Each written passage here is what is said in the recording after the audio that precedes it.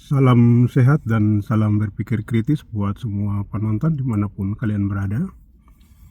Pada video kali ini mari kita bicara tentang ada pejabat di sebuah daerah di tanah Papua. Pejabat ini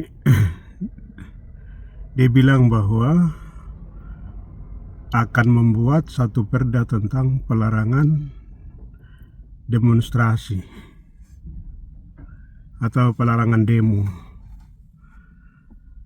Nah ini kan kalau kita mau bicara itu pejabat ini kan rusak.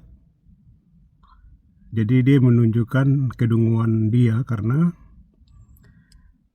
misalnya kalau kita bicara membeda dalam pemahaman konstitusi, misalnya itu ketika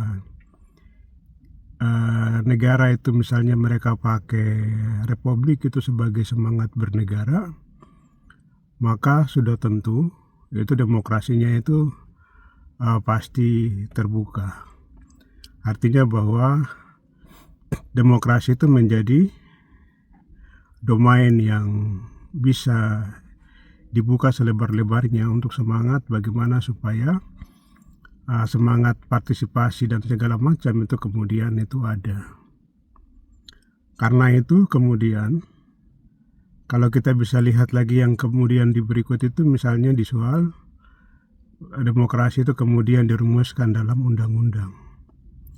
Undang-undang itu juga ada bahwa undang-undang itu soal banyak kebebasan menyampaikan aspirasi di muka umum. Jadi tidak hanya soal republik, tapi nanti misalnya di hak menyampaikan pendapat di muka umum itu juga diatur dalam konstitusi.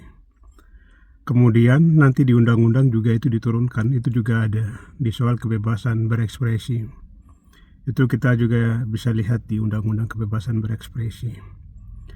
Nah yang fatalnya itu adalah kepala daerah ini kemudian dia mau lawan undang-undang di atasnya. Bahkan ketika mereka mau merumuskan itu saja itu sebenarnya sudah gugur dengan sendirinya.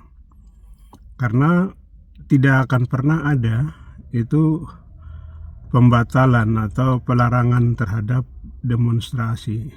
Dan itu tidak boleh ada kecuali kalau ada yang namanya itu konstitusi itu harus dirubah. Jadi misalnya dari republik itu mungkin mau dirubah ke monarkika atau pokoknya yang bersifat absolut begitu.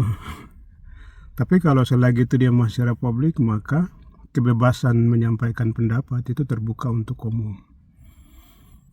Nah, apalagi misalnya kalau rakyat itu dikenal sebagai pemegang kedaulatan misalnya, maka rakyat itu punya hak mutlak, hak konstitusional mereka itu untuk menyampaikan setiap masalah, keluhan dan segala macam yang ada pada diri mereka.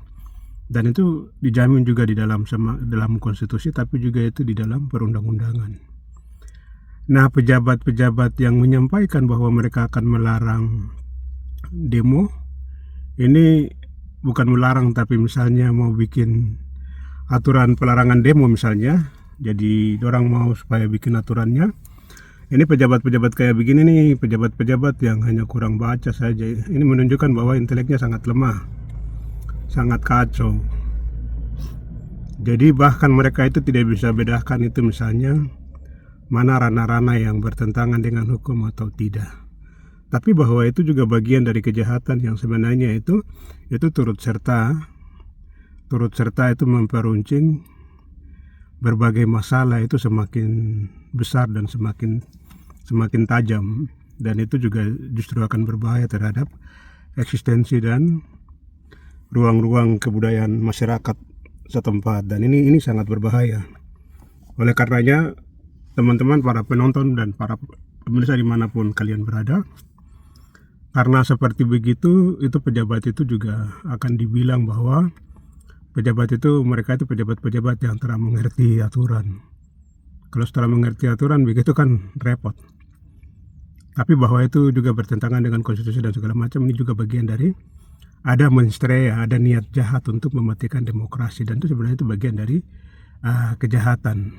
Nah, Yang berbahaya ini kan ternyata kalau kejahatan itu misalnya di backup oleh kekuasaan pusat, apalagi kekuasaan pusat itu selalu menginginkan untuk demokrasi di tanah Papua itu harus dikasih mati, sementara mereka juga mengalami kecolongan karena itu bertentangan dengan konstitusi dan undang-undang, maka kemudian yang dipakai itu adalah represif.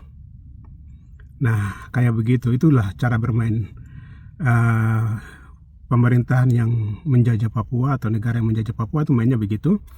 Tapi sayang karena ada oknum-oknum pejabat yang ingin membuat peraturan pelarangan itu sebenarnya dengan dia bicara seperti begitu di publik itu sama saja dengan dia mempertontonkan kedunguan dia, dan dia mau bilang bahwa sebenarnya dia tidak mengerti barang itu. Itu saja teman-teman, salam sehat, mari kita mengkritisi di bagian ini. Tuhan kiranya memberkati kita sekalian.